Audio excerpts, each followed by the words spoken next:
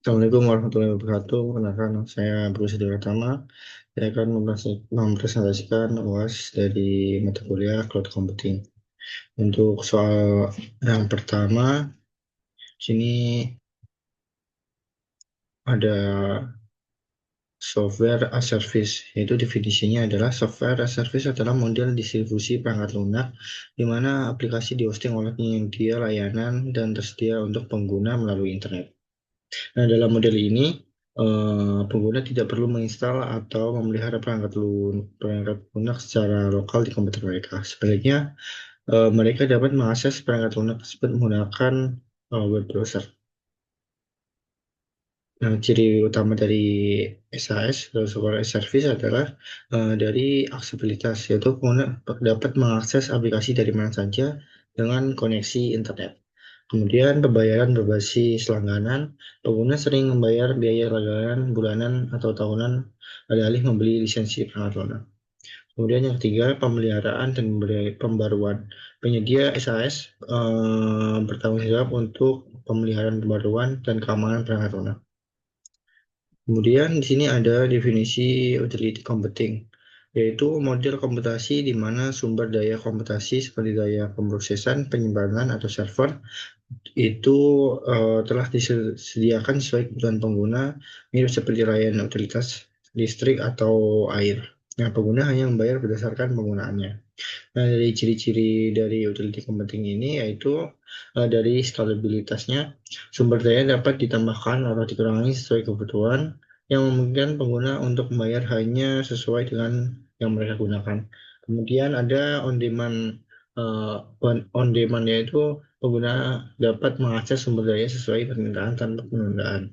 Yang ketiga, dengan model bayar sesuai penggunaan, pengguna dikenakan biaya berdasarkan penggunaan yang aktual.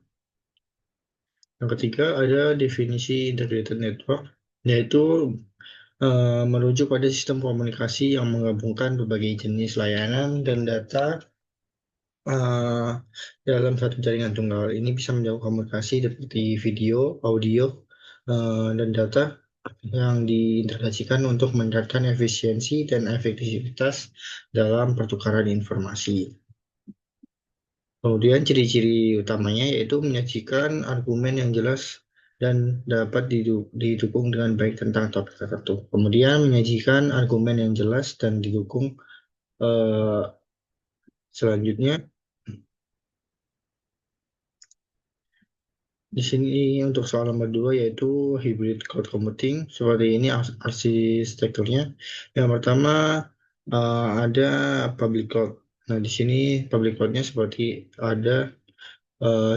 layanan AWS, Microsoft Azure, dan Google Cloud.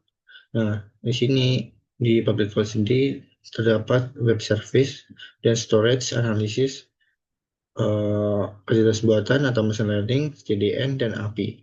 Kemudian ada Internet Security Gateway, yaitu kemudian ada private cloud yang terdiri dari critical apps, database security, compliance, backup, dan monitoring. Kemudian hybrid cloud management, yaitu terdapat orchestration, service catalog, automation, policy engine, dan cost management.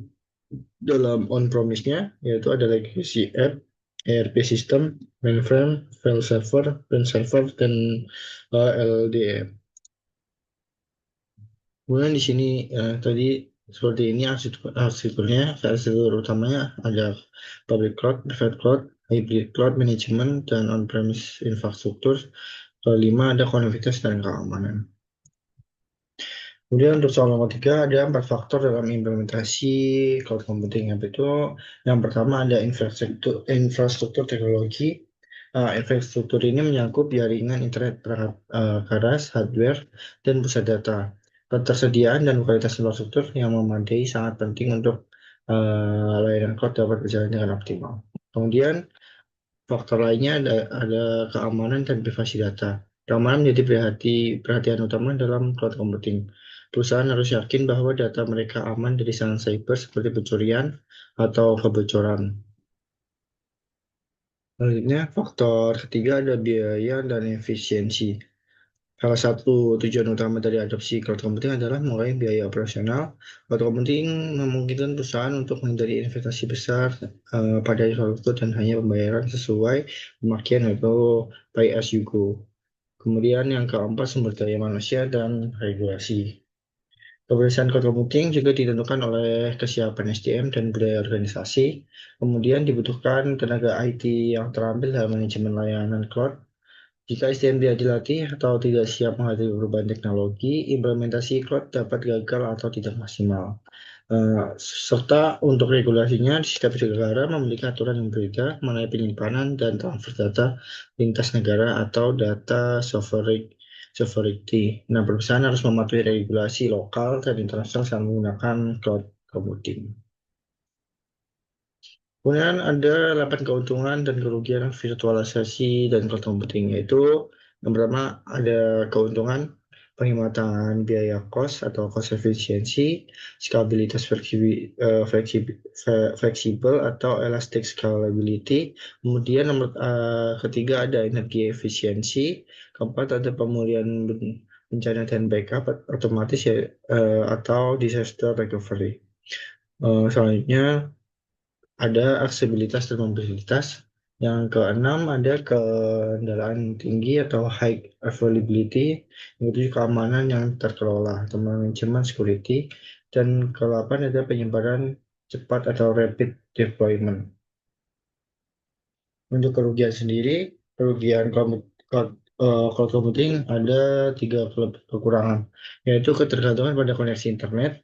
Cloud computing sangat bergantung pada koneksi internet yang stabil. Gangguan koneksi bisa menyebabkan downtime atau hambatan kerja. Kemudian yang kedua ada masalah keamanan dan privasi data. Data yang disimpan di cloud berisiko terkena serangan cyber, peretasan, atau kebocoran data. Yang ketiga, ada kontrol terbatas terhadap infrastruktur. Dalam model cloud public, pengguna tidak memiliki kontrol penuh terhadap infrastruktur fisik yang bisa menjadi kendala dalam konfigurasi khusus atau kebijakan keamanan tertentu. Mungkin sekian dulu presentasi dari saya. Ada kurang lebihnya, saya mohon maaf. Assalamualaikum warahmatullahi wabarakatuh.